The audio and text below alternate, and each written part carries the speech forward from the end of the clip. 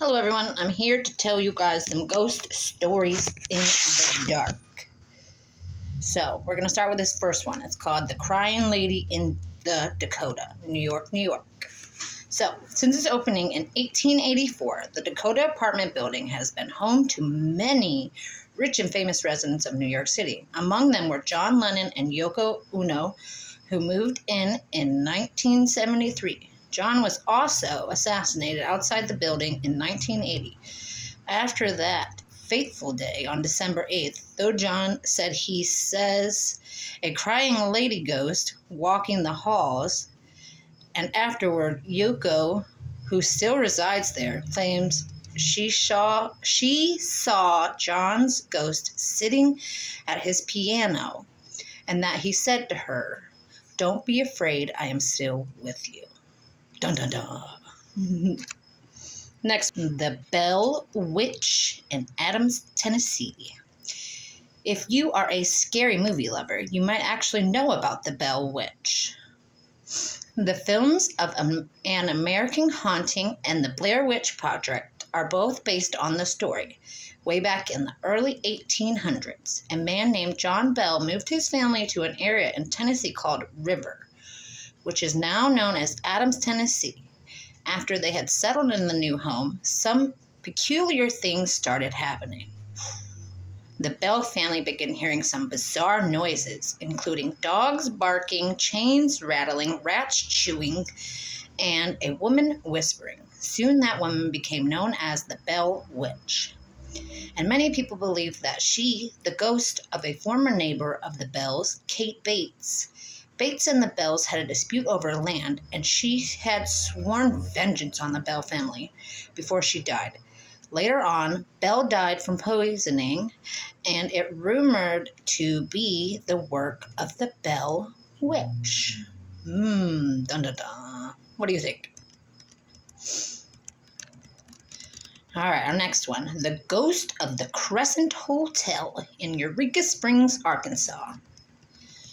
Spend the night in the haunted Crescent Hotel in Eureka Springs, Arkansas, which opened up in 1886. During construction, a worker named Michael was killed, and his ghost reportedly still haunts room 218. The hotel came under the ownership of known medical fraud Norman Baker in 1937. Who fancied himself a doctor. He turned the hotel into the Baker Cancer Hospital, claiming to have the cure for the disease he did not, obviously. Patients who died under his care were buried right in the hotel's basement, which served as a makeshift morgue. Ooh. He was arrested in 1940, but his patient's spirits are said to still remain. Ooh. Because the hotel is still open, guests often say they see apparitions and hear noises during their stay. Sci-Fi's Ghost Hunters even has footage of something moving in the basement. So look that up on Sci-Fi, Ghost Hunters at the Crescent Hotel. Probably a really good watch. Nice and informative. All right. Huggin' Molly's in Abbeville, Alabama. Ooh, I was born in Alabama. It's best to stay home when the sun sets in Abbeville, Alabama. Ooh, if you want to avoid Huggin' Molly's chilly embrace. As the legend goes, beginning in the early 1900s, an oversized figure clad in all black, sorry, I got an itch, you guys. An all black began roaming the streets at night looking for unsuspecting victims. Geez, I cannot read today. Once she fixates on someone, she hugs the person and screams loudly into their ears. Many people have recounted stories of being chased by what they believe was Huggin' Molly. Local parents have even taken advantage of the story to keep their children in line. Ooh, that sounds like fun. Telling your kids, if you don't behave, Huggin' Molly will come and get you. The town embraces its nighttime warden, proudly called itself of the home of Huggin' Molly. There's even a family-friendly restaurant named after her. Wow, that's kind of nice. In a way, it's like they're honoring Molly. Kinda. A secret... Yeah, The Securrency clan began experiencing paranormal activity in present-day Securrency, Georgia. I don't know if I'm saying that right. In the 1870s, family members reported witnessing objects soaring across the rooms, hearing laughter and crying, and seeing red eyes staring into the house. Ooh. Food was thrown from their plates, and utensils twisted into unusable shapes. Wow, that's like nuts. The townspeople speculated that these occurrences were cries from help from spirits who thought the family would be able to save them. One day, the family decided to finally leave the house. A fire iron allegedly floated up and started hitting one of the sons in the head. So a flat iron. Well, not a flat iron. A clothing iron started floating up and hit the kid in the head. No one was ever brave enough to live in this house again. And the building went up in flames in 1925. Wow, that's nuts. All right, the ghost of Bellamy Bridge in Marianna, Florida. Ooh, I like bridge ghosts. For a taste of a true haunting love, travel over this bridge in Marianna, Florida, which has several ghost legends surrounding the structure. In the 1830s, Elizabeth Jane Coombe Bellamy married a local politician, Dr. Samuel C. Bellamy. On their wedding night, her dress accidentally caught on fire. Ooh, that does not sound like fun, which covered the young bride in horrible burns. Oh, man. She intentionally survived, but eventually passed away. Elizabeth was buried alongside the banks of the Chipola River, and it was said that her love for her husband was so strong she couldn't resist. The deceased newlywed, dressed in white, can allegedly be seen wandering the banks of the vantage point of the bridge, which was built after she died. It's said that she appears on fire, either walking through the swamps or diving straight into the river, as if to douse the flames, or somberly walking along the side of the river. I cannot talk. All right, the ghost of Deer Island at Biloxi, Mississippi. Back on May 20th, 1922, Anthony Ragusin, aka Mr. Tony, relayed this tale in a column in the Sun Herald. He writes that in the early 1800s, two fishermen spent the night on Deer Island of Biloxi coast.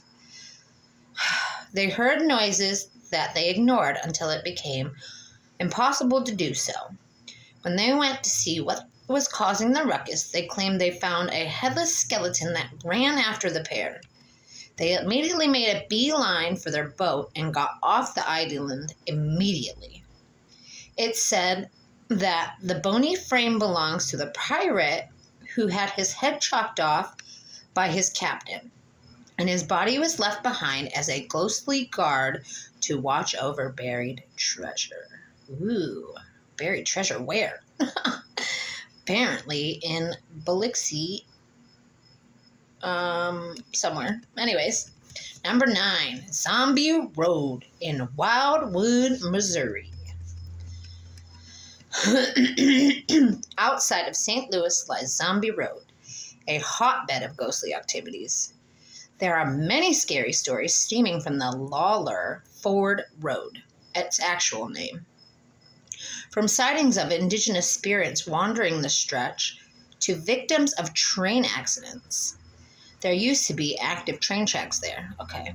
Like Della Hamilton McCullen, who was struck by a passing train. Wow.